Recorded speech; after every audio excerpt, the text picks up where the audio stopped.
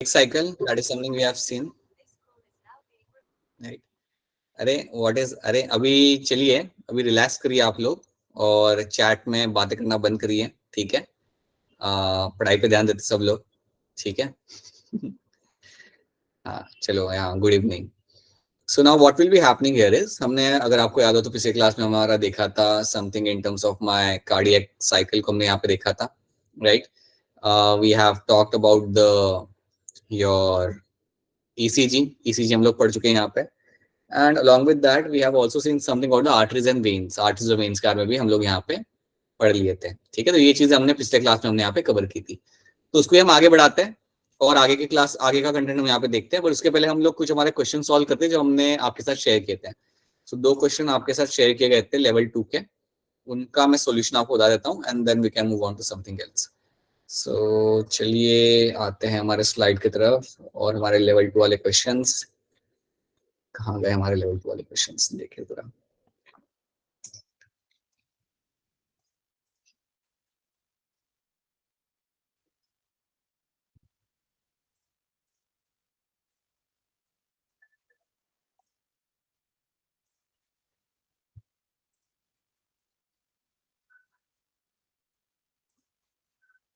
बहुत बढ़िया, लेवल 2 वाले क्वेश्चन खो चुके हैं सर। मंडी की स्लाइड में है सर, क्या कह रही है?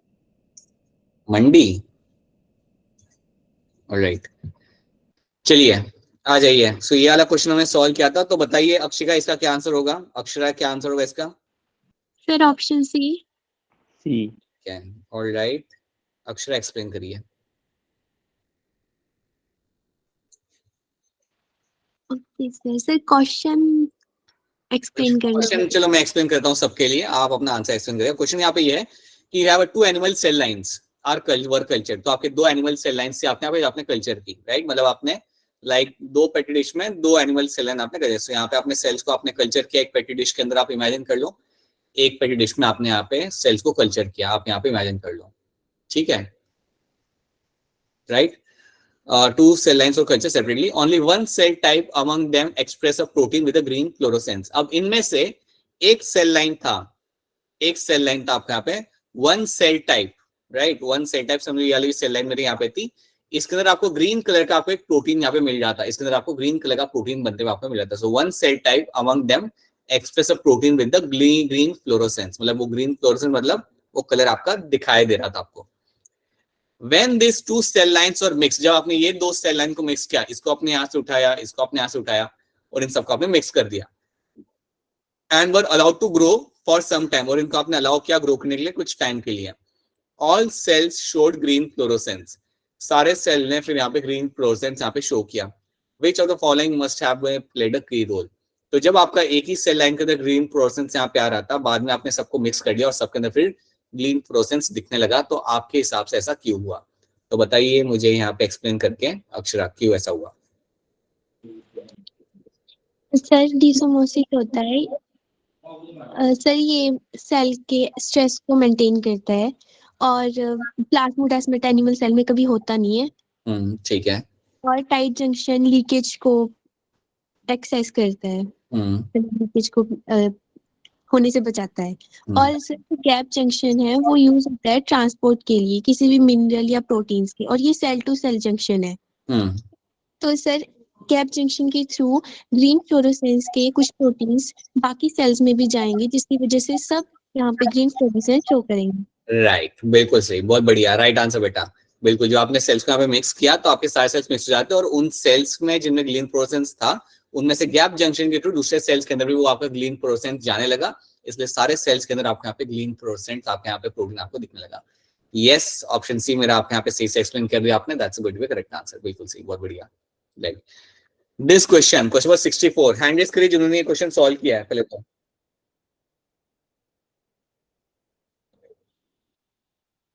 और उनके आंसर आ रहा है और आंसर को एक्सप्लेन करना पड़ेगा आपको। बताइए आंसर क्या है आपका इसके अंदर? Sir D. अच्छा, डी आपका आंसर, ठीक है। उन्होंने आपका आंसर यहाँ पे एक्सप्लेन कर दीजिए आप इसे। सर ये थोड़ा जल्दी जल्दी करना है क्योंकि हमें आगे बढ़ना है, जल्दी बताइए।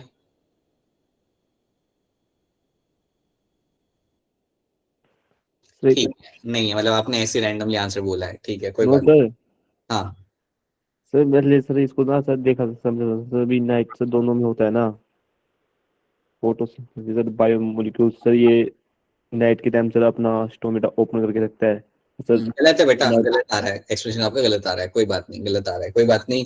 अक्षरा बताइए क्या होगा इसका आंसर। सर सी। ओके, आप यहाँ पे सी कह रहे हो, ठीक है, ऑलराइट, और ये आप एक्सप्लेन कर दो, आपने सी क्यों बोला। ओके सर, सर फोटोसिंथेसिस के लिए सनलाइट की जरूरत होती है, तो वो हमें डे में मिलेगी ना कि नाइट में, और बायोल्यूमिनेंस नाइट में होता है। राइट राइट राइट राइट, और आप जब आप ये ग्राफ को देखते हो तो उन्होंने मेंशन किया हुआ है स्ट्रेट लाइन मेरी है यहाँ पे फोटोसिंथेसिस के लिए, एंड बायोल्यूमिनेंस के लिए you have a dotted line, ठीक है। तो बिल्कुल सी बात है आपके हटा कि आपकी स्ट्रेट लाइन यहाँ पे आपका पीक आपको मिलेगा, ग्राफ का आपको जो पीक में यहाँ पे मिलेगा आपको डे टाइम पे मिलेगा, दैट इज फोटोसिंथेसिस, और आपका वही जो स्ट्रेट लाइन आपकी यहाँ पे है वो आपकी नीचे जाती है नाइट के अंदर, सो दैट मींस वो टाइम पे आपका फोटोसिंथेसिस आपके यहाँ पे नहीं हो रहा, और आपकी जो डॉटेड लाइन है that is going to be very high which will be picking up in the night time, जो आप यहाँ पे देख सकते हो, और वही डॉटेड लाइन डे टाइम पे आपके यहाँ पे नीचे आ जाती है। तो बिल्कुल सही आपका यहाँ पे ऑब्जर्वेशन कंक्लूजन बिल्कुल सही था Akshara, option C becomes my correct answer, yes. तो दोनों ही आंसर आपने यहाँ पे सही किया। So Akshara was the only one in the batch was able to do this two questions, बढ़िया, very good. So that is something we have seen, and these are the kind of question you get when you go for the international Olympiad या Olympiad के लिए आप preparation करें तो आपको ऐसे questions मिल सकते हैं देखने के लिए। So चलिए देन आगे बढ़ते हैं और हमारे नीट वाले टॉपिक को हम पढ़ते हैं यहाँ पे, एंड लेट्स सॉल्व नीट वाले क्वेश्चंस ओनली फिलहाल। So now coming back over here, so these are the few things we have done, ये सब हम यहाँ पे कवर कर चुके हैं। चलिए आगे बढ़ते हैं, let's start with your double circulation.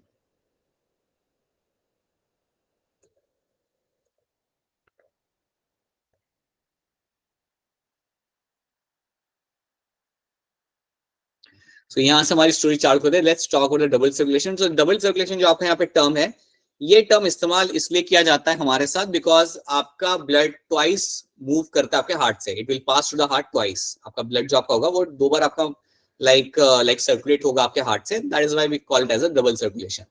So देखते हैं इसमें क्या होता है। सो जब भी आप डबल सर्कुलेशन की आप बात करते हो, इसके अंदर आपके दो टर्म्स यहाँ पे आते हैं, you have a systematic circulation, so you have a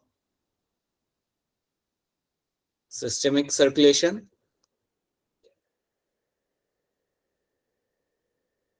and you have a pulmonary circulation, and you have a pulmonary circulation, you have a systematic circulation and you have a pulmonary circulation। आपको ये दो terms आपको यहाँ पे सीखने के लिए मिलेंगे कि ये सर्कुलेशन के अंदर आपको क्या होते हैं, आपको यहाँ मिल जाएगा। So let's try to see those terms separately। So पहले हम यहाँ बात करते हैं about the systemic circulation। अब जब मैं यहाँ पे सिस्टमिक सर्कुलेशन की यहाँ पे बात करता हूँ तो मैं यहाँ पे आपको एक सर्किट बना के दिखाता हूँ। जब भी आप सिस्टमिक सर्कुलेशन की आप यहाँ पे बात करते हो, then you should know one thing, ये आपका चालू होगा from your right ventricle, this will be starting from your right ventricle. So आपके राइट वेंट्रिकल से ये आपका सर्कुलेशन चालू होगा। तो जब भी हम बात करते हैं सिस्टमिक सर्कुलेशन का, सो it will start from the right ventricle. अब आप मुझे बताइए राइट वेंट्रिकल से ब्लड आपका कहाँ पे जाता है? लंग्स में जाता है।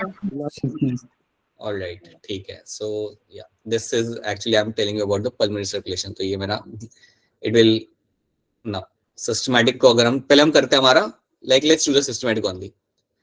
सो सिस्टमैटिक हमारे यहाँ पे चालू होगा from the left ventricle, sorry, so systematic will start from the left ventricle. So you will find, let's start with the left ventricle.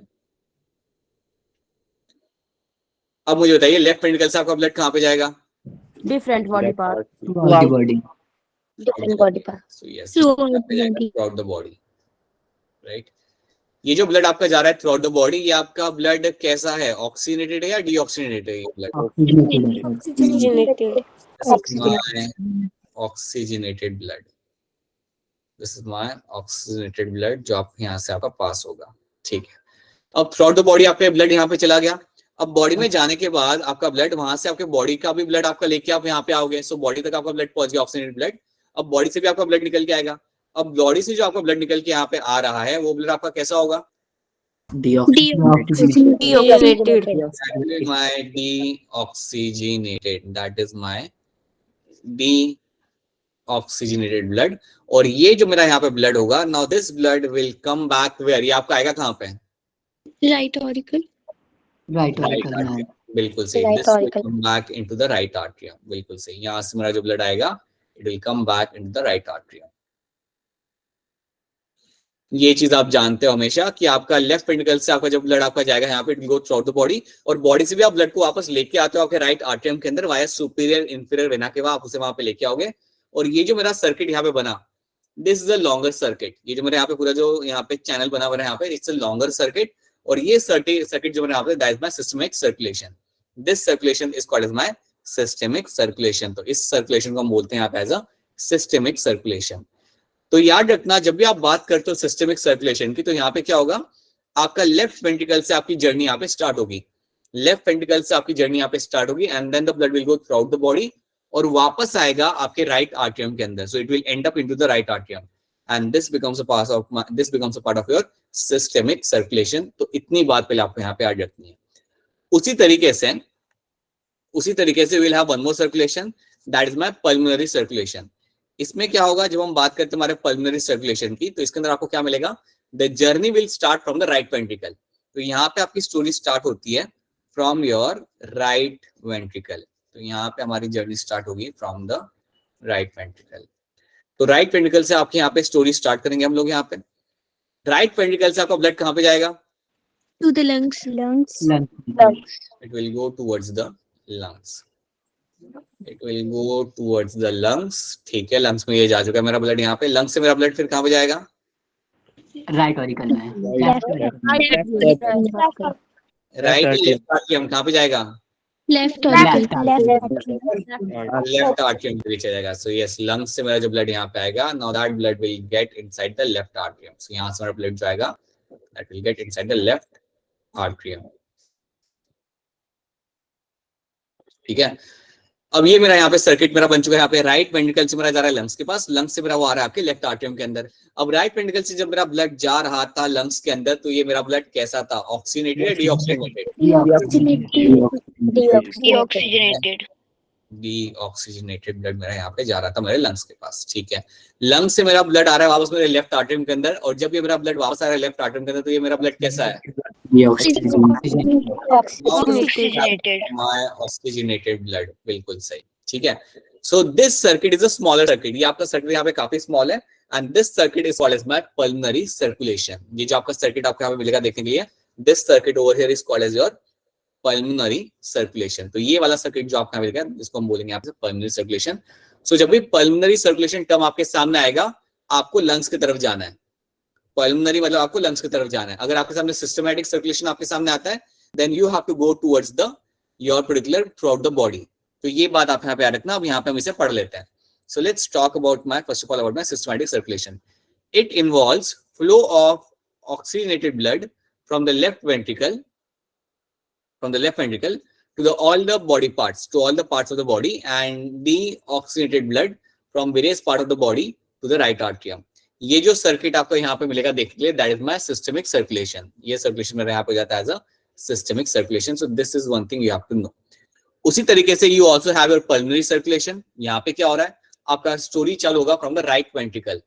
The flow of deoxygenated blood from the right ventricle से आपका यहाँ पे flow चालू होगा to the lungs, and return of oxygenated blood from the lungs to the left atrium. तो यहाँ पे आपकी स्टोरी चालू होती है आपके राइट वेंट्रिकल से और खत्म होती है आपके लेफ्ट आर्टरियम के अंदर। सो ये लंग्स का जाएगा और वहां से लेफ्ट आर्टरियम के अंदर। This circulation over here is called as my pulmonary circulation. और पल्मोनरी और सिस्टमिक सर्कुलेशन जो आपके यहाँ पे है, they collectively become a part of my double circulation. तो आपके सामने क्वेश्चन आ सकता है कि पल्मोनरी सर्कुलेशन में आपका सर्किट कैसा होगा, तो आपको सर्किट याद रखना है। You have to know this circuit for my pulmonary circulation.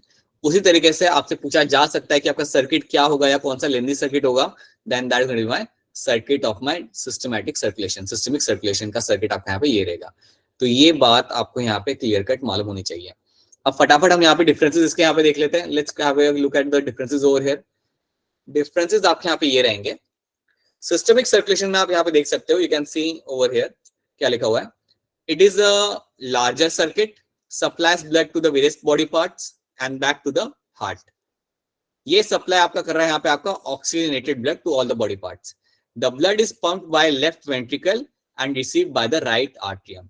Left ventricle से स्टोरीज चालू होती है और खत्म होती है आपके राइट आर्टरियम के अंदर. उसी तरीके से they have discussed the pulmonary circulation as well. यहाँ पे क्या हो रहा है, it is a smaller circuit which carries the blood to the lungs and back to the heart. ये लंग्स की तरफ ब्लड को लेके जाएगा फिर वापस हार्ट की तरफ लेके आएगा.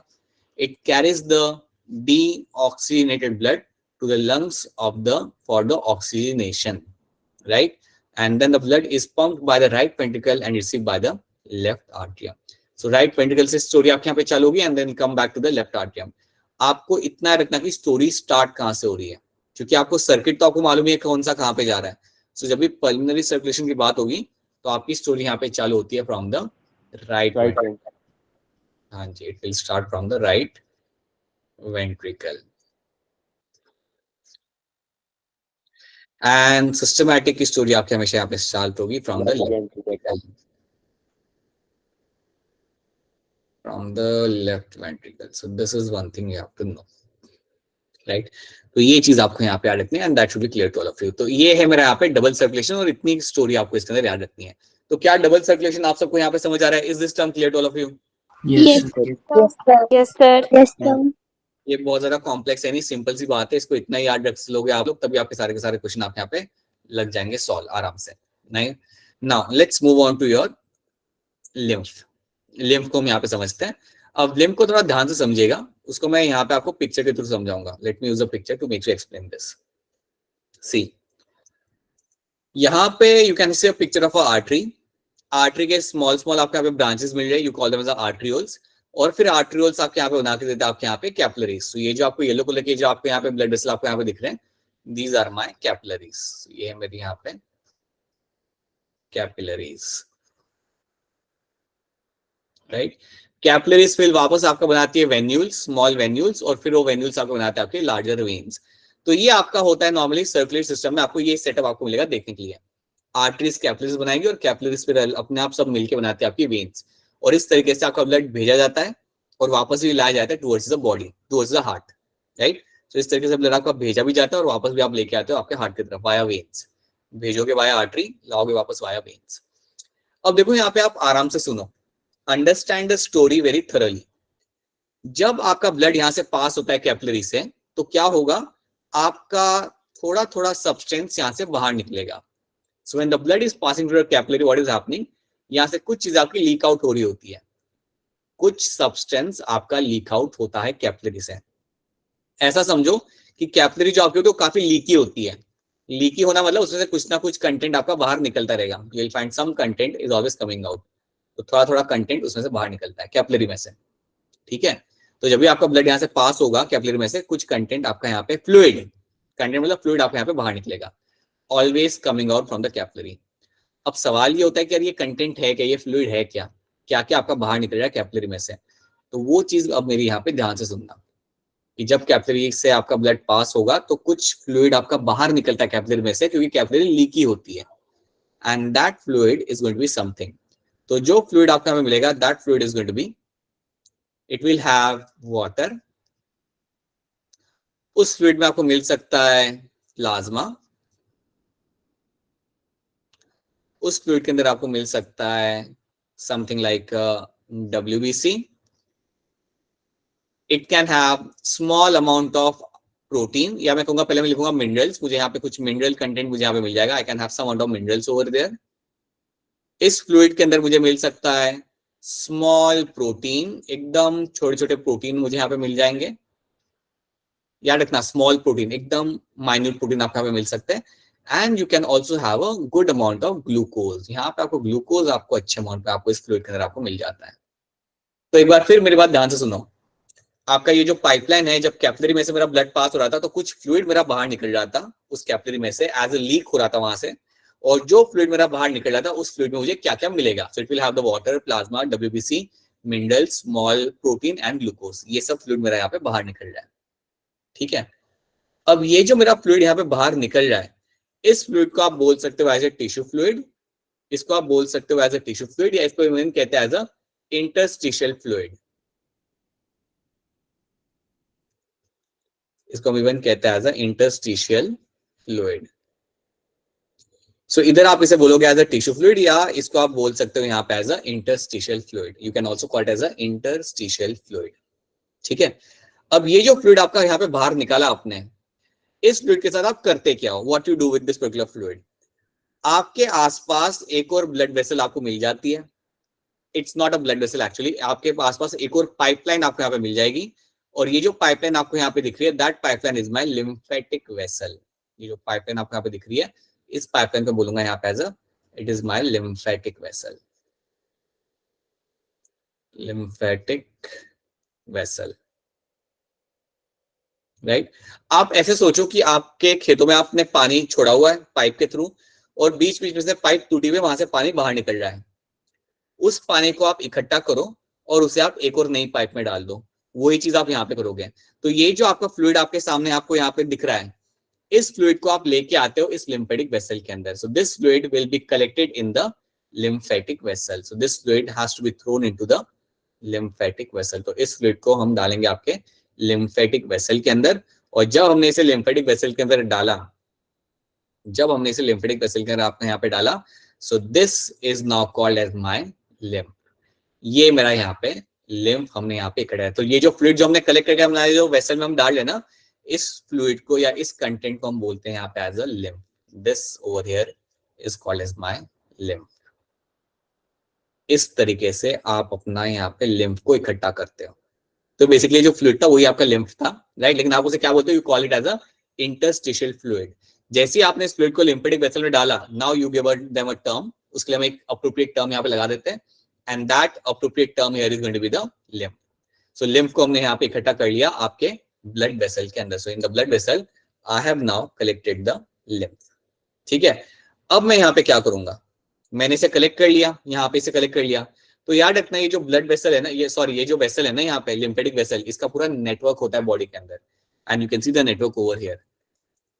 ये नेटवर्क आप यहाँ पे देख सकते हो। सो पूरे बॉडी के अंदर ये जो आपको जो ग्रीन कलर का जो आपको पूरा नेटवर्क दिख रहा है पाइपलाइन का, that is my lymphatic vessels. This is my lymphatic system.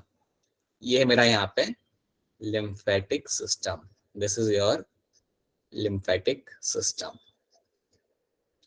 और लिम्फेटिक सिस्टम में आपको क्या मिलेगा देखने के लिए, you will find a lymphatic vessels, within them you will have a lymphatic vessels। और lymphatic vessels में आपको क्या मिलता है, you will have the lymph। इसके अंदर ही आपका lymph सर्कुलेट किया जाता है थ्रू आउट द बॉडी। तो इस तरीके से आपका lymph जो आप कलेक्ट करते हो उसको आप सर्कुलेट करते हो through out the body using my lymphatic vessels, and you have a complete network in the body that is called as my lymphatic system। तो इसके थ्रू पूरे बॉडी में आप अपने lymph को यहाँ पे आप सर्कुलेट कर सकते हो, एंड दैट इज समथिंग किया जाता है। देखो एक बात याद रखना, ये जो फ्लूइड यहाँ पे बाहर निकल जाता है ना आपके ब्लड वेसल में से, इसको आप ऐसे ही वेस्ट नहीं कर सकते, इसको आप ऐसे ही बाहर निकल के वेस्ट जाने नहीं दे सकते। तो आप इसे कलेक्ट करते हो, and then you add them into the lymphatic vessel, and then it circulates through the body, and that is called as my, that is going to be your lymphatic system which will be having number of lymphatic vessels. तो क्या इतनी बात, ये वाली slide क्या आपको यहाँ पे समझ आ रही है? Is this slide clear to all of you? Yes, sir. Yes, sir. Yes, sir. Right sir ये चीज क्लियर है? ऑलराइट, बताइए वरुण क्या क्वेश्चन है आपका? सर ये इसके साथ अटैच होती है सर कैपिलरी के साथ? कौन अटैच होती है? Sir lymphatic vessel. नहीं, पास में होती है, अटैच नहीं होती, पास में ही होती है, राइट। तो उसका पूरा नेटवर्क अलग होता है, ब्लड वेसल का नेटवर्क अलग होता है। Okay, so they are in a very close, ऐसा तुम सोचो, they are in a very close association with the blood capillaries या ब्लड वेसल्स के साथ, ये बहुत पास में होती है। जितना डिस्टेंस मैंने यहाँ पे दिखाया उधर समझाने के लिए आपको दिखाया यहाँ पे, but they are very close to the blood vessels, right. जैसे ब्लड में से जो भी आपका कंटेंट निकलेगा उसको वो लोग वहां से ले आएंगे आपके लिम्फेटिक वेसल के अंदर, एंड देन उसे फिर सर्कुलेट करेंगे थ्रू आउट द बॉडी। ठीक है, so they will be very close to the blood vessels, और उनका अलग से पूरा अपना चैनल होता है, एकदम बढ़िया सा अलग सा चैनल आपका मिलेगा, that is my lymphatic system, right. अब याद रखना है ये बात क्लियरली कि लिम्फेटिक सिस्टम में आपको क्या क्या मिल रहा है, ये क्वेश्चन आपके पास कई बार आ जाता है। It will have the water, plasma, WC, mineral, small protein and glucose. क्या नहीं मिल रहा, आरबीसी आपको नहीं मिलता इसके अंदर, ना ही आपको इसके अंदर मिलता है large protein. So large protein और आरबीसी आपको इसके अंदर देखने के लिए आपको नहीं मिलेंगे, ये बात आप दिमाग में बिठाइए। लार्ज प्रोटीन, आरबीसी आपको यहाँ पे देखने के लिए नहीं मिलेंगे, और इसलिए याद रखना वेरी क्लियरली कि लिम्फ का कोई कलर नहीं होता, lymph is going to be colourless, क्योंकि आरबीसी नहीं है ना, so lymph is always going to be colourless over here. तो ये बात आपको यहाँ पे याद रखनी है, राइट। नाउ अब स्लोली आगे बढ़ते हैं। आई होप इतना आपको यहाँ पे समझ आ रहा है। बताइए बेटा, बताइए हिम्मत सिंह, क्या सवाल है आपका, बोलिए। प्लेटलेट हो गए इसमें? ना, प्लेटलेट भी नहीं होंगे। No platelet, no RBC, no large protein, only this content will be seen over there, बस। ठीक है, सर आरबीसी क्यों नहीं होगी? क्योंकि आरबीसी को बाईपास, आपकी जो कैपिलरी होती है ना, वो आपकी होती है सेमी परमिएबल, और उसके जो पोर्स होते हैं, उनके जो पोर्स होते हैं, उनमें से आरबीसी बाईपास नहीं हो सकते हैं। Your RBC cannot bypass the capillaries, and that is why RBC pass out नहीं होते हैं। लेकिन बाकी वाले सेल्स आपके यहाँ पे पास आउट हो जाते हैं। यू विल फाइंड प्लाज्मा आपका बाहर आ रहा है, वो आ जाता है, आपका प्रोटीन, स्मॉल प्रोटीन आ जाते हैं, right? WBC will have a smaller size, so they will also come out over here. So lymphocytes will have a small size, तो आप यहाँ पे निकल के आ जाते हैं. But RBC have a larger size, and those capillaries does not allow RBC to bypass through it. इसलिए आप यहाँ पे निकल के नहीं आते हैं, नहीं RBC आता है, नहीं large protein आप पे निकल के आते हैं. ठीक है? Smaller molecules are easily able to bypass through it. So that is what you will get to see in the lymph. अब हम यहाँ पे कोई समझते हैं. Let's understand one more thing over here. Right? ये हमने यहाँ पे देख लिया. अगर आप इस पिक्चर को ध्यान से देखोगे तो इस आदमी के गर्दन के पास में ब्लू कलर का कुछ बना हुआ है, दिख रहा है आपको?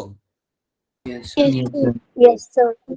Right, so you can see something and then गर्दन के पास में ब्लू कलर की ब्लड वेसल है आपके यहाँ पे, that is my subclavian vein, that is your subclavian vein, जो यहाँ पे बना के रखी हुई है, that is my subclavian vein. वो एक वेन ही है, so it is, you have a subclavian vein. अब ये जो आपकी सबक्लेवियन वेन है, इसको यहाँ पे क्यों बना के रखा हुआ इन लोगों ने? इसको बनाया इसलिए है क्योंकि आपका जो भी लिम्फेटिक सिस्टम में आपका जो सर्कुलेट किया जाता है, वो अल्टीमेटली आप डाल देते हो आपके वेन के अंदर, इस वेन के अंदर। सो आप ये समझो कि जो भी आपने यहाँ पे कलेक्ट किया था, जो भी आप यहाँ पे सर्कुलेट करा रहे हो बॉडी के अंदर, वो अल्टीमेटली वापस भेज दिया जाएगा आपके सर्कुलेशन के अंदर, it will be again send into the blood vessels.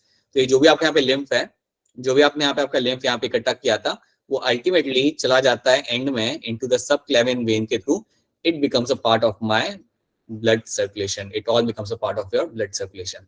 तो सब कुछ एंड में आपका आ जाएगा इनटू द सर्कुलेटरी पाथवे के अंदर। सो ये बात भी याद रखना कि लिम्फ जो भी आप बना रहे हो बॉडी के अंदर, वो अल्टीमेटली आपके ब्लड वेसल में आपका आ जाता है, कहाँ, किसके through? Via the subclavian vein. इसके अंदर हम लोग सब डंप कर देते हैं, and then it will become a part of our circulation. So now it becomes part of my your blood circulation. So now everything becomes a part of your blood circulation. तो इस तरीके से आप lymph को वापस से circulation के अंदर लेके आते हो। ठीक है, तो ये बात भी आप यहाँ पे याद रखना। This is also one thing should be clear to all of you. बताइए वरुण, क्या सवाल है आपका?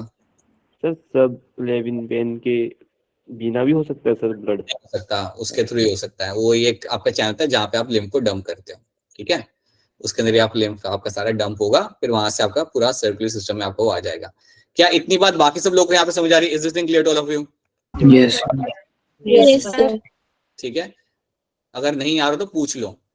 ये चीज को लेकर कंफ्यूजन आ रहा है कि यहाँ पे क्या हुआ क्या नहीं हुआ, तो पूछ लो। अगर समझ जाए कि यहाँ पे हुआ क्या एक्चुअली में, तो बता दो मुझे।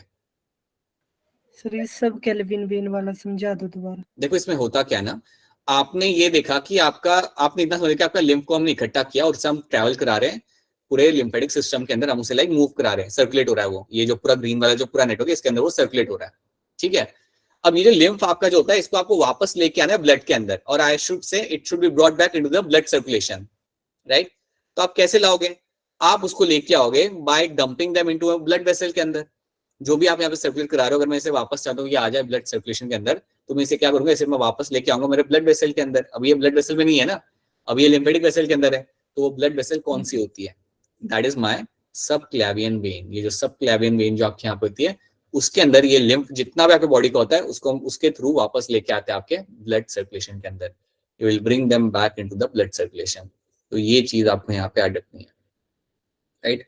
That is something you have to remember. ये चीज अब पता समझ आया हिम्मत सिंह या anyone else whosoever it was who asked this question? ठीक है, so that is how you will bring back. तो तुम ऐसा सोचो कि तुम्हारा अगेन खेत में जो तुम्हारा पाइपलाइन था, उसमें से पानी निकल रहा था, आपने उस सारे पानी को इकट्ठा किया, अब उस पानी को वापस को आपको लेके आना है आपके मेन पाइप के अंदर। तो आप इकट्ठा करते हो, एक ड्रम में डालते हो, और वो ड्रम से वापस से लाके आता है सर्कुलेशन के अंदर। ये चीज आपके यहाँ पे की जा रही है, ठीक है। तो चलिए यहाँ पे कुछ चीजें हम पढ़ लेते पहले। Lymph is a colorless mobile connective tissue present in the lymphatic system, right? When the blood passes to the capillaries in tissues, some water along with many small water soluble substance and some leukocytes move out into the spaces between the cells of the tissue, leaving the large proteins and erythrocytes in the blood vessel. तो यही चीज उन्होंने यहाँ पे बोली कि जब आपका ब्लड पास होता है कैपिलरी में से तो काफी चीजें निकल के बाहर आती है, except large protein and your erythrocyte. सब कुछ निकल के बाहर आएगा, सब कुछ मतलब काफी चीजें आपकी निकल के बाहर आती है. And that content is nothing but my lymph. The fluid released out is called as my interstitial fluid, या इसे हम इवन कह सकते हैं tissue fluid. It has a same mineral distribution as that of a plasma. इसका mineral distribution वैसा ही होता है जैसे आपके प्लाज्मा का होता है. And then it will be brought back into the blood vessel, sorry, it will be brought back into the lymphatic vessel and then it becomes a part of my lymphatic system. तो इस तरीके से आपका lymph यहाँ पे बनाया जाता है. अब मेरा सवाल आपसे यहाँ पे ये है, Varun later you can ask a question by the end of the class. अब मेरा सवाल आप लोगों से यहाँ पे ये है, मुझे बताइए आप लोग, अगर मैं आपसे को बोलूं, अगर मैं आपको बोलूं कि आपको जो लिम्फ होता है वो आपको पैथोजन से बचाने के लिए भी मदद कर सकता है, तो क्या ये पॉसिबिलिटी है? अगर मैं आपको बोलूं कि लिम्फ जो आपका होता है, जो आपका लिम्फ जो है आपका फ्लूइड जो आपका यहाँ पे, ये आपको बाहर से अगर कोई बैक्टीरिया आता है या अगर कोई आपका वायरस आता है तो उससे बचाने के लिए आपकी मदद कर सकता है. आप वैसे अनम्यूट करके बता सकते हो, क्या ये पॉसिबिलिटी है करने की? Yes, sir. आप जो लोग यस कह रहे हो कि सर ये सब ये हो सकता है, तो आप ऐसा यस क्यों कह रहे हो? क्या रीजन है आपकी यस बोलने का? WBCs होती हैं. राइट, क्योंकि मेरे लिम्फ के अंदर आप यहाँ पे WBC है, क्योंकि आपके लिम्फ के अंदर आपके यहाँ पे WBC है वहां पे. That is why you will find कि आपका you can do that, you can actually, lymph आपका एक इंपॉर्टेंट रोल प्ले करता है to protect you from the pathogen. So ये बात याद रखना, lymph will have very important role to play. इसको आप बहुत डिटेल में समझोगे आपके 12th ग्रेड के अंदर, बट अभी के लिए याद रख सकते हो यहाँ पे आपका that lymph will have a role. Lymph, right, और I would say lymphatic system does help to kill the pathogens, to kill the pathogens. इसको यूज किया जा सकता है इसमें, क्योंकि वो होते हैं वही सारे WBCs. तो वो WBCs आपके आएंगे, आगे आएंगे, they will come forward and they will start killing the pathogens, so they will start killing the bacteria over there, right? So lymphatic system में you will have the pathogens over there, you will have the bacteria, you will have the viruses. अगर आते हैं body के अंदर तो उसको खत्म करने के लिए आपका lymphatic system आपकी मदद कर सकता है. क्यों? Because it has a good amount of WBC.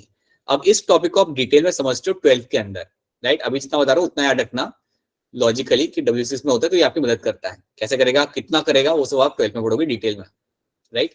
Then second चीज याद रखना, एक और बात याद रखना, अगर आपके बॉडी में ब्लड वॉल्यूम कम होता है, समझो अगर आपका एक्सीडेंट हुआ और अगर आपका ब्लड लॉस होता है ज्यादा, देन आपके बॉडी के अंदर ब्लड वॉल्यूम थोड़ा सा नीचे जाएगा.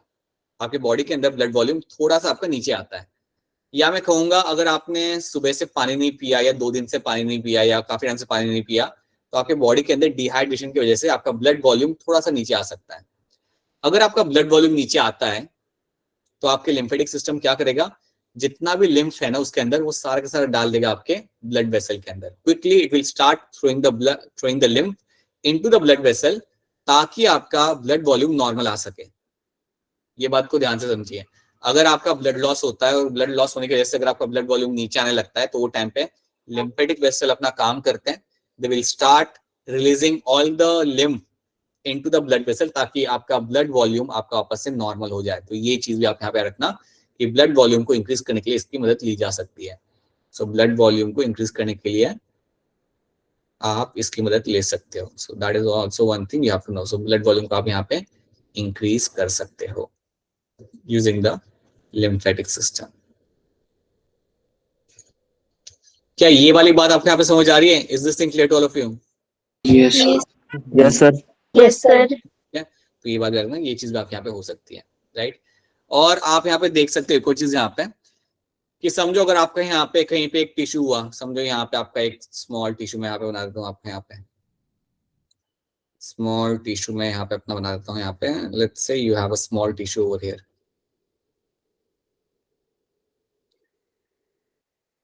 ठीक है, तो अगर टिश्यू के अंदर अगर आपको ऑक्सीजन को सप्लाई करना है, आपको न्यूट्रिएंट को देना है, तो समझो मेरा ब्लड कैपिलरी से ही ऑक्सीजन आता है ना मेरे यहाँ पे, याद करो ब्लड कैपिलरी से मेरे यहाँ पे ऑक्सीजन बनेगा, यहाँ पे आएगा टिश्यू के अंदर, right.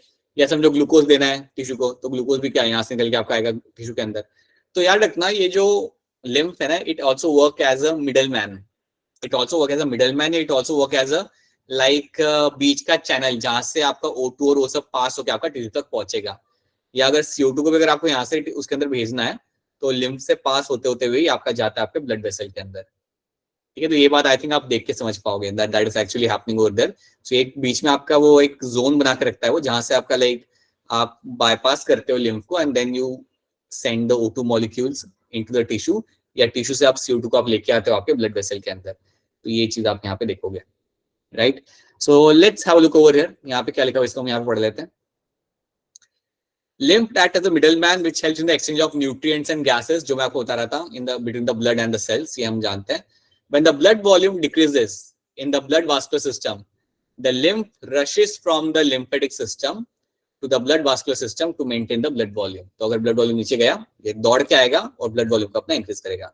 And the third thing, it destroys the invading microorganism, foreign particles in the lymph nodes. So lymph nodes के अंदर जो आपको लिम्फ नोड्स ज्यादा डिटेल में बताऊंगा नहीं, बिकॉज वो आप आराम से 12th में पढ़ोगे, बट आपको बता सकता हूँ यहाँ पे कैसे दिख रहे हैं वो। ये जो आपको डॉट डॉट स्ट्रक्चर्स आपको यहाँ पे जो दिख रहे हैं ना, हाथों के अंदर, पेट में, गर्दन के पास, right, they are all my lymph nodes, इनको हम लिम्फ नोड्स कहते हैं।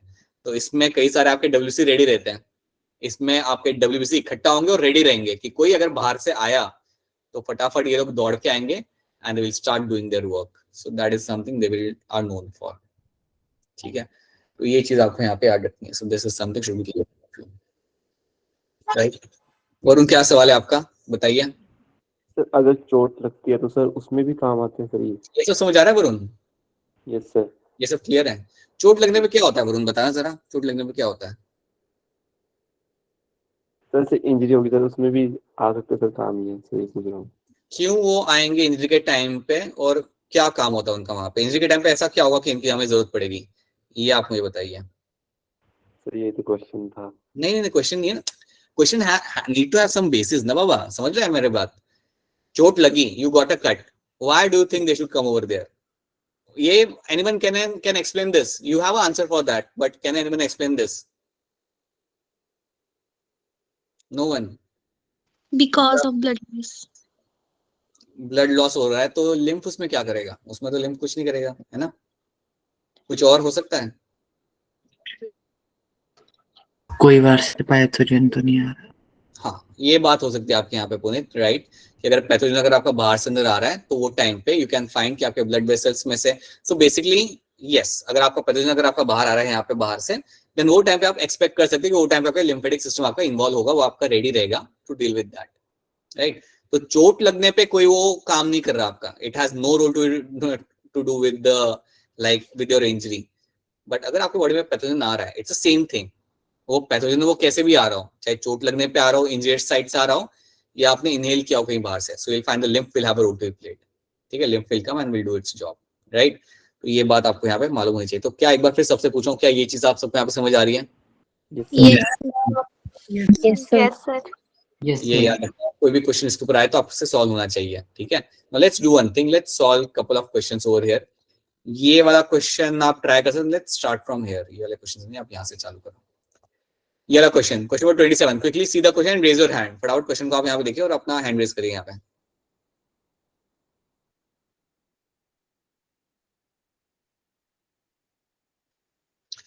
Which structure are directly involved in the pulmonary circulation? में आपके कौन सा सर्किट यहाँ पे इन्वॉल्व करेगा? जल्दी इस क्वेश्चन को करते हैं, फिर हमें डिसऑर्डर में हमारे यहाँ पे पढ़ना है, जल्दी करिए इसे। सो आई थिंक काफी लोग इसका आंसर कर सकते हैं। कनिका बताइए क्या होगा इसका answer? So option D. Kanika यहाँ पे ऑप्शन डी करें। अश्वानी आपको क्या लग रहा है? Sir D. गणेश आपका क्या आंसर होगा? Option D. Right, so option D आप लोग यहाँ पे सही आंसर है। From the right ventricle to the pulmonary artery and then into the left atrium. ये जो आपका सर्किट आपको यहाँ पे रहेगा, that is the circuit for my pulmonary circulation, so that is going to be a correct answer over here. बिल्कुल सही। Then which circulation provide nutrient and oxygen to the cardiac muscle tissue? अब ये ध्यान से करना, like take your 30 seconds, एकदम से answer मत करना इसे, आपके कार्डियक मसल या हार्ट के जो आपके मसल होते हैं उनको न्यूट्रिएंट्स या ऑक्सीजन कैसे सप्लाई किया जाता है, किसके थ्रू न्यूट्रिएंट्स ऑक्सीजन का सप्लाई वहां पे आपका किया जाता है, बताइए। क्वेश्चन नंबर 26 का यहाँ पे क्या आंसर हो सकता है, थोड़ा सोच के करना पड़ेगा आपको, इसे कर सकते हो लेकिन आप लोग बताइए। पुनीत क्या होगा इसका आंसर? Option D. ओके, अक्षर आपको क्या लग रहा है? Sir D. Abhishek? Sir D. Right, option D मेरा बनेगा यहाँ पे as a correct answer, coronary circulation. याद रखना, कोरोनरी आर्टरी के थ्रू आप ब्लड सप्लाई करते हो कार्डियक मसल्स को, योर कार्डियक मसल्स को जो आपका ब्लड सप्लाई यहाँ पे दिया जाएगा, this will be given with the help of my coronary artery या कोरोनरी सर्कुलेशन के थ्रू, बिकॉज हार्ट को तो ब्लड एंड ऑक्सीजन उसी तरीके से पहुंचाया जाता है। So that's not where option D over here, right. Now what is a function of valves? आपका इन चारों में से वाल्व्स का फंक्शन क्या होता है? ध्यान से देखिए and then try to answer this. Which of them is going to be a function of the valves? ये तो सिंपल बेटा, ये तो बहुत सब लोग कर सकते हैं, इसको करने में क्या ही टाइम लगना है। बताइए अंबिका क्या होगा इसका आंसर? Sir D. पीयूष क्या लग रहा है? Sir option D. पीयूष मुझे वाल्व्स हार्ट में तो मिल जाते हैं, उसके अलावा और कहीं मुझे वाल्व्स मिलते हैं हार्ट के अलावा?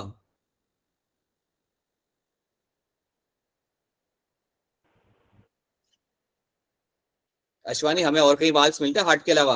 Do I find valves somewhere else? Sir veins में। राइट, वेन्स के अंदर आपको वाल्व्स मिलेंगे। So in within the veins will have the valves. ठीक है, then Which of the following part of heart possess semilunar valves? इनमें से कौन सा आपका पार्ट होता है आपके हार्ट का जिसके अंदर सेमिलुनर वाल्व आपको मिल जाएंगे? So take your time, take your 20 seconds, लेकिन सही आंसर करना। So have a look at this then try to answer this. नहीं बेटा रुक जाओ, पहले पढ़ लो आराम से, then you have to raise your hand.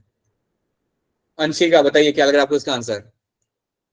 Sir option D.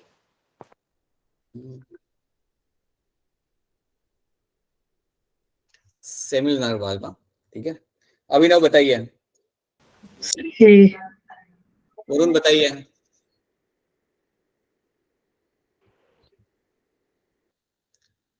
Sir option A. Ashwani बताइए। Sir A. Alright, that's it, इतने ही लोग। यस बेटा, इसका आंसर ऑप्शन ए आएगा आपको यहाँ पे। जब हम बात कर रहे हैं यहाँ पे सेमिलुनर वाल्व के बारे में, तो याद रखना आपको मिलते हैं valve will be seen in the aorta and your pulmonary artery. So option A becomes my correct answer. बेटा ये तो सिंपल क्वेश्चन था, काफी लोगों को करना चाहिए था ये वाला क्वेश्चन। तो that is my option A over here. चलिए next. Which of the following statement is correct regarding the joint diastole? इनमें से कौन सा स्टेटमेंट आपके यहाँ पे करेक्ट है रिगार्डिंग द जॉइंट डायस्टोल? आपका जॉइंट डायस्टोल के टाइम पे आपका कौन सा स्टेटमेंट आपके यहाँ पे करेक्ट है? ध्यान से देखिए इस क्वेश्चन को and raise your hand. Again बड़ा ही सिंपल सा सवाल है बेटा, थोड़ा सा दिमाग दौड़ाव हो जाएगा ये आपसे। ये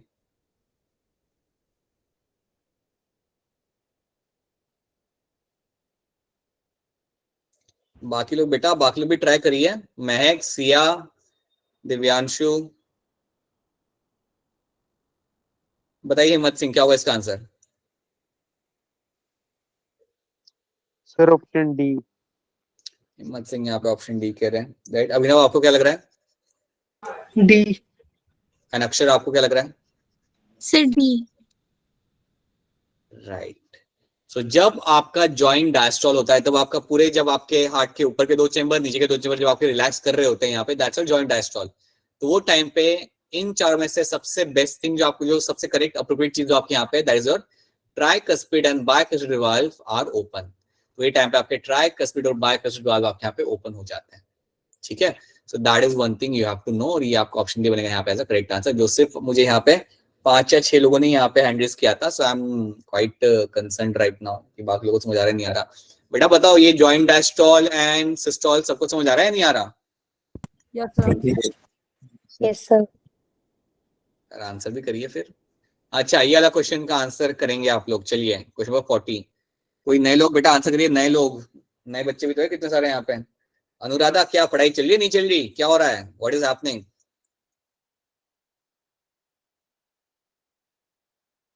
same goes for Divyanshu, Ganesh, Kajal, Kanika. बेटा आप लोग रेगुलरली आते हो, रेगुलरली क्लास लगाते हो, आपका अटेंडेंस इतना अच्छा है, you are being there right from some amount of time and you don't answer questions. Answer question करोगे तो दो चीज होगी, या फिर क्वेश्चन होगा या नहीं होगा। नहीं होगा तब भी कोई बात नहीं, you just get to realise कि क्या सही आंसर है, राइट। और हो रहा है तो that also gives a confidence to you as well and to a faculty as well. तो please get engaged over here. ठीक है, बताइए क्वेश्चन नंबर 40 का क्या आंसर होगा यहाँ पे? बस दो लोगों को यहाँ पे आ रहा है और किसी को नहीं आ रहा। बताओ वरुण, क्या होगा इसका answer? Option A. Okay, Ashwani आपको क्या लग रहा है? Sir option A. Anshika? Sir option A. Divanshu बताइए। So option A. दिवांशु अब थोड़ा आप मुझे यहाँ पे एक्सप्लेन करिएगा। सो ए के साथ इलेक्ट्रोसाइट हम यहाँ पे किसको मैच करेंगे?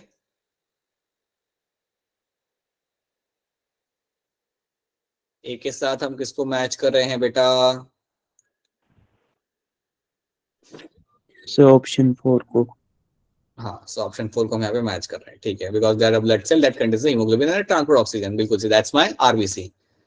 Then let's do one thing. आप बताइए बेटा, अभिषेक आप बताइए, अक्षरा आप बताइए, इओसिनोफिल को हम किसके साथ मैच करेंगे यहाँ पे? resist infections and are associated with allergic reactions. Right, इसका हम यहाँ से। देन लिम्फोसाइट्स को हम किसके साथ मैच करेंगे? Specialised antibody producing white blood cell. Antibody producing white blood हाँ, सेल। सुनो मेरी बात, ठीक है, सुनो मेरी बात। अब समझो तुम्हें लिम्फोसाइट के बारे में आपको नहीं मालूम, 2 मिनट के लिए सोचो कि आपको इसके बारे में आपको ज्यादा आइडिया नहीं है, आप बाकी के देख लो। अक्षरा, न्यूट्रोफिल्स को मैं किसके साथ मैच करूंगा? Sir, most abundant white blood cell and the main right, बिल्कुल, सबसे ज्यादा जो डब्ल्यूसी मेरे होते हैं वो मेरे न्यूट्रोफिल्स होते हैं, एंड बेसोफिल के साथ भी वैसे ही हो जाएगा।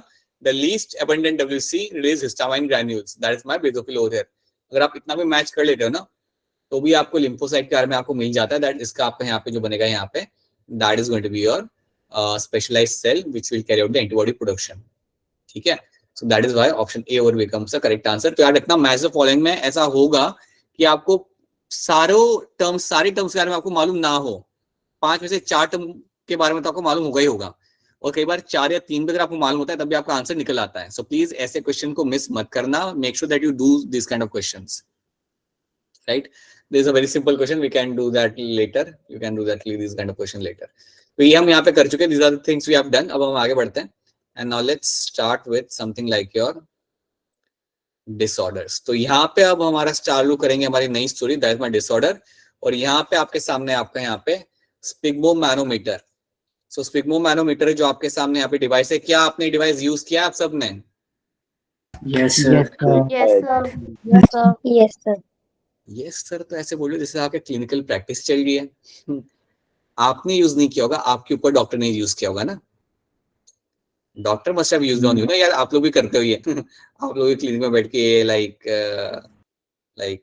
पार्ट टाइम में ये भी कर लेते हो आप लोग। वैसे आप लोगों ने ये शायद स्कूल में यूज किया होगा, स्कूल Yes, में शायद वो दिखाते होंगे आपको ये यूज करके कि कैसे होता है क्या होता है। So that must have done that. अच्छा, कोई है जिसने ये खुद से यूज किया है किसी और के ऊपर? आप में से कोई है क्या? Yes sir. बताइए अक्षरा, Yes, sir. बताइए। और कैसे, ये क्या इंसिडेंस हुआ था जो आपने ये किया था? सर मैंने नहीं किया, अंजू ने किया था। हाँ, अंजू बताइए ये आपने कब किया था और क्या क्या स्टोरी बताइए उसकी, क्या what was the case over there, what happened? Sir ये ब्लड प्रेशर को चेक करने के लिए होता है। हाँ वो मैं जानता हूँ, आपने क्यों किया था और कब किया था, और मतलब क्या रीजन से किया था और किसके ऊपर किया सर था? सर हमें ना स्कूल में बताते रहते हैं, ये सब हम खुद करते हैं, मतलब रीजन नहीं था, बस ऐसे चेक किया था कि कितना है उसका ब्लड प्रेशर, ठीक है कि लो है कि हाई है। अच्छा, आपने अपनी फ्रेंड का आपने चेक किया था? Yes sir. ओके ठीक है, राइट, वही जानना था मुझे कि आपने कैसे किया था, राइट। जैसे बेसिकली वही कह रहा हूँ कि आपने स्कूल में यूज किया होगा आप लोगों ने, ये काफी लोगों ने। एंड आई थिंक आप में से कुछ वो लोग भी है ना जो ट्रेनिंग के लिए जाते हैं। आई थिंक कौन था हमारे में से, महक थी ना शायद, महक या सिया में से कोई था, which go for that clinical training के लिए आप लोग जाते हो हॉस्पिटल्स के अंदर या क्लिनिक्स के अंदर। तो वो टाइम में भी आपने शायद नो सर। अच्छा मना कर दिया अच्छा सर वो जीटी वाले थे। ओके ओके, हाँ, तो वो लोग भी ये करते होंगे शायद से, हो वहां पे जाके पॉसिबली। सो इससे हम करते हैं हमारे यहाँ पे ब्लड प्रेशर मेजर, और ये करना जरूरी होता है जनरली, जनरल डायग्नोसिस के अंदर ये भी आपका किया जाता है। ब्लड प्रेशर नापना बहुत जरूरी होता है। सो ब्लड प्रेशर जब आप यहाँ पे नापते हो, so it will have certain amount of value. So जब आप स्पिग्मोमैनोमीटर आप यूज करते हो यहाँ पे, so it will give you the two values. ये आपको देगा आपका यहाँ पे सिस्टोलिक प्रेशर, ये आपका देगा आपका यहाँ पे systolic pressure, and then it will give you also give you the diastolic pressure, diastolic pressure। ये दो वैल्यूज आपको यहाँ पे मिलती है। अब जनरली होता क्या है कि आपकी जो वैल्यू निकल के आती है नॉर्मल पर्सन की after measuring the blood pressure around 120/80, ये आपकी होती है 120/80 आपके यहाँ पे। सो 120 आपका यहाँ पे होता है सिस्टोलिक प्रेशर, और 80 आपका यहाँ पे होता है आपका डायस्टोलिक प्रेशर। ठीक है, तो ये दो वैल्यूज आपको मिलती है। तो इस दो वैल्यूज के थ्रू आप उसे मेजर करते हो। आपका इतना अगर वैल्यू आ रहा है, that's a normal condition. So that is a normal condition in your body. आपका इतना प्रेशर तो आपके ब्लड का रहता ही है, और इतना ही रहना चाहिए। इससे अगर कम होता है, that is a matter of concern. अगर इससे ज्यादा होता है, that is also matter of concern. अगर आपका ब्लड प्रेशर बहुत ज्यादा होता है, सी एक और बात मेरे यहाँ पर ध्यान से सुनो, आपका ब्लड प्रेशर बढ़ सकता है कुछ कंडीशन के अंदर। You can have high blood pressure in certain conditions, right. Akshara बताइए क्या क्वेश्चन है आपका। सर एक बार रिपीट करना स्टार्टिंग से। देखो इसमें है क्या ना, आपका जो स्पिग्मोमैनोमीटर आपका जो डिवाइस आपका यहाँ पे, इसको हम यूज करते हैं to measure your blood pressure. अब ब्लड प्रेशर जब आप मेजर करते हो तो आपको दो रीडिंग यहाँ पे मिलती है। You get a reading of 120/80, ये दैट्स नॉर्मल रीडिंग, राइट। अब आपकी जो दो रीडिंग यहाँ पे होती है वो क्या होती है। जो पहली रीडिंग मेरी यहाँ पे 120, that is the systolic pressure, that is your systolic pressure. और जो सेकंड रीडिंग आपकी यहाँ पे है, इसे हम कहते हैं यहाँ पे डायस्टोलिक प्रेशर। जब आपका हार्ट डायस्टोल करता है ना, उसका भी एक certain amount of pressure create होता है, वो हमेशा कम ही रहता है। So that is my diastolic pressure. तो ये दो वैल्यूज आपको मिलती है जब आपके सामने ये वैल्यूज आती है। तो जब आप मेजर करते हो, जो आपको मिलता है you have 180/20, right. So that means आपका 120 आपका यहाँ पे है आपका सिस्टोलिक प्रेशर, और 80 आपका यहाँ पे है आपका यहाँ पे एज अ डायस्टोलिक प्रेशर। तो ये बात आपको यहाँ पे याद रखनी है। तो this is one thing you all have to remember in this. अब ये आपकी नॉर्मल वैल्यू है। अगर आपकी वैल्यू इससे ज्यादा बढ़ती है, then it can be a concern.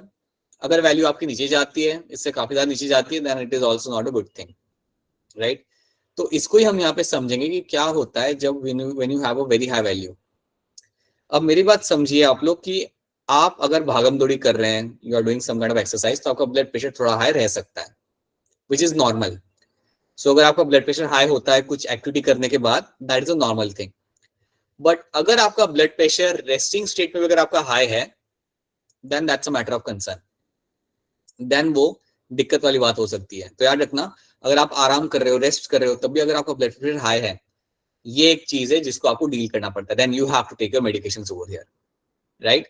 But अगर आप भागम दौड़ी कर रहे हो, you are doing some exercise, you are doing some activity, वो टाइम पे थोड़ा अगर बढ़ता है blood pressure, that's a normal thing, okay. तो इसको हम यहाँ पे समझते हैं। Now let's start to understand this thing.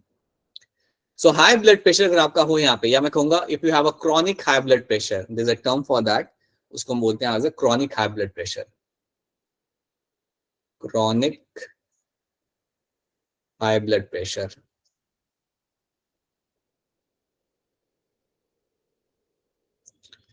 When you have a chronic high blood pressure, then that will be called as that condition is called as hypertension. इस condition को हम बोलते हैं आप एज अ हाइपरटेंशन। सो याद रखना, blood pressure थोड़ा बढ़ जाना is a normal thing, but अगर आपका ब्लड प्रेशर वैसे ही हाई रहता है हमेशा, राइट, उसे हम कहते हैं क्रॉनिक हाई ब्लड प्रेशर। तो उस कंडीशन को हम बोलते हैं यहाँ पे as a hypertension.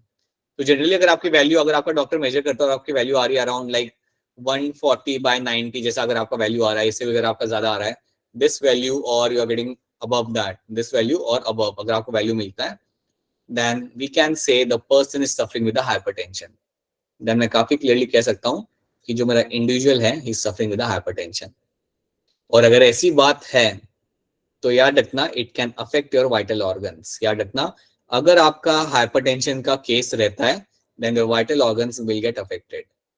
Your vital organs gets affected. Vital organs मतलब आपका ब्रेन हो गया, किडनी हो गया, हार्ट हो गया। तो यार अगर आपका ब्लड प्रेशर हाई है ना, तो ये हाई ब्लड प्रेशर से आपके किडनी को भी डैमेज होगा, ब्रेन को भी डैमेज हो सकता है, it can also damage your heart as well. तो ये बात आपको यहाँ पे आ रही है दैट वाइटल ऑर्गन्स आपके यहाँ पे अफेक्टेड होते हैं if you have a high blood pressure. If you have a high blood pressure, then that can happen. That these are the issues which can happen over here. तो अगर किसी को high blood pressure होता है then you have to undertake medications ताकि उसे control कर सको। And it's super important. अगर आप ये नहीं करते then long term में आपको इसके consequences झेलने पड़ सकते हैं। तो देखो यहाँ पे क्या लिखा हुआ है, the pressure exerted by the flow of blood on the elastic wall of the arteries is called as blood pressure, right? In a normal person, the systolic pressure is 120 and diastolic pressure is going to be like 80. It is expressed as 120 by 80. The increase in the blood pressure beyond 140 and 90 is referred to as a high blood pressure. और अगर ऐसी condition मिलती है तो उसको हम कहते हैं यहाँ पे एज अ हाइपरटेंशन, राइट? याद रखना अगर हाइपरटेंशन का केस होता है तो ये भी मैं यहाँ पे मेंशन कर रहा हूँ कि कौन से ऑर्गन्स आपके यहाँ पे डैमेज हो सकते हैं। The vital organs which can get damage is going to be your kidney, ऊपर अफेक्ट हो सकता है यहाँ पे, it can affect the heart as well and it can also affect the brain. ये मेरे कुछ बड़े ही वाइटल ऑर्गन्स है जिनके ऊपर आपको यहाँ पे लाइक कॉन्सिक्वेंसेस आपके यहाँ पे आ सकते हैं, ठीक है? तो ये चीज आप यहाँ पे याद रखना,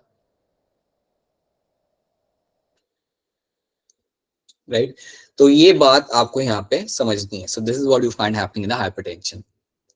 सिमिलरली अगर आपका ब्लड प्रेशर लो जाता है तो उसे हम कहते हैं हाइपोटेंशन। अगर आपका ब्लड प्रेशर बहुत लो हो जाता है, समझो आपका हो गया 100/50 या 100/60 आपका हो गया, सो अगर आपकी वैल्यू इससे नीचे जा रही है 180/120 से अगर आपकी वैल्यू नीचे जा रही है then you can also have a case of your hypotension. क्या रखना, हाइपरटेंशन तो ये है, but if you have a low blood pressure, if you have a low blood pressure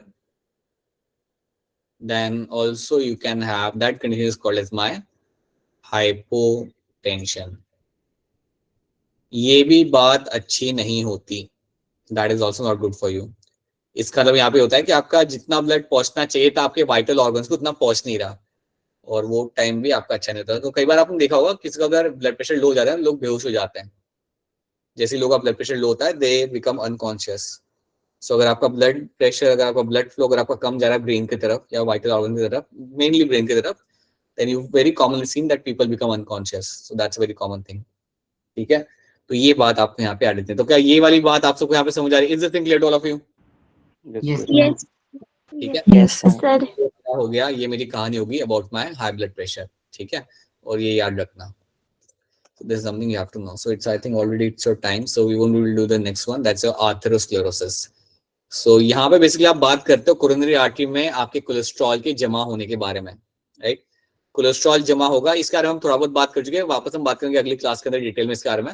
but आथेरोस्क्लेरोसिस में आप इतना रख सकते हो कि यहाँ पे आपका कोरोनरी आर्टरी होगी, कोलेस्ट्रॉल आपका जमा हो रहा है यहाँ पे, इकट्ठा हो रहा है आपका यहाँ पे, एंड ब्लॉकेज क्रिएट हो रहा है आपका यहाँ पे, and that blockage can lead to heart attack in future. Blockage होना मतलब सप्लाई आपका कम हो गया है ऑक्सीजन का, न्यूट्रिएंट्स का आपके हार्ट की तरफ, और ये एक बड़ी ही प्रॉब्लम वाली बात हो सकती है फ्यूचर में, राइट? इसको ऐसे नहीं, थोड़ा डिटेल में देखेंगे बाद में, so will see that separately. आज के क्लास में आपने इतनी चीज आपने यहाँ पे देखी, you have seen the hypertension, you have seen the you have seen your double circulation, and you have seen something in terms of your particular your this thing lymph. So these are the few things you have covered in the class. इतनी चीजें पढ़ी है और question solve करी है, हमारे and से तो हमने ये करा दिया, मैंने तो अपने एंड से करा दिया, आपने यस भी बोल दिया। जब तक आप क्वेश्चन सॉल्व नहीं करें तब तक आपका ये कॉन्सेप्ट आपको क्लियर नहीं होगा। अब क्वेश्चन सॉल्व करने के लिए मैंने आपके साथ ऑलरेडी एक तो मॉड्यूल शेयर किया हुआ है, एक और बुक शेयर कर रहा हूँ अभी तुरंत, आपके एक बुक शेयर कर रहा हूँ, I am doing it right now itself. You can also use this book for your solving more number of questions, ठीक है? तो एक में बुक, ये शायद आपके पास बुक होगी भी शायद से, possibly you can have this book as well with you, but एक बार रख लीजिए आप, you can use this, you have just shared that book with all of you. इसके अंदर आपको टॉपिक वाइज आपको क्वेश्चन मिल जाएंगे, तो आप इसमें से भी क्वेश्चन सॉल्व कर सकते हो। कोई आपसे ये नहीं करा कि आप सारे क्वेश्चन सॉल्व करो, बट हर एक टॉपिक के अगर आप 10-15 क्वेश्चन पे अगर आप सॉल्व कर रहे हो तब भी आपकी अंडरस्टैंडिंग क्लियर रहेगी लेके, that is something you will get to see, ठीक है? I just shared the book, I think you can have a look at that later, right? So उसमें आपको पीवाईक्यू भी मिल जाएंगे 2016 तक, बहुत लेटेस्ट तो नहीं मिलेंगे आपको, बट बाकी टॉपिक वाइज क्वेश्चन में काफी आपको अच्छे मिल जाते हैं। तो अगर आपको बेसिक क्वेश्चन करके आपको अपना कॉन्फिडेंस बढ़ाना है तो ये बुक आपके लिए काफी अच्छी है, and then you can move on to your like later on the much more difficult questions. ठीक है, तो ये एक बार अपने एंड पे देख लेना, right. So that is something we have done आज के क्लास में। अब आपके पास कोई सवाल है तो अपने सवाल आप पूछ सकते हो। Now if you have any kind of question then please go and ask your questions if you have any kind of questions right now. Sir आपने बोला था कि मुझे याद करवाना है सर। अरे लेकिन क्या याद करवाना है? सर एग्जाम के टाइम पे सर कैसे मैनेज करना है? Okay that is something exam के टाइम। हाँ रुक जाओ, बताते तुम्हें। मतलब अच्छा आपको ये बताना है ना आपको प्रिपरेशन कैसे करनी है ये सारे सिलेबस की। यस सर, ये तो कह रहा था मैं। ये अच्छा ये याद कराने के लिए तुम कह रहे थे। अरे वरुण रुको यार, आप रुको। Alright, so that is something we have done. अच्छा सबसे पहले मुझे ये बताइए आप लोग क्या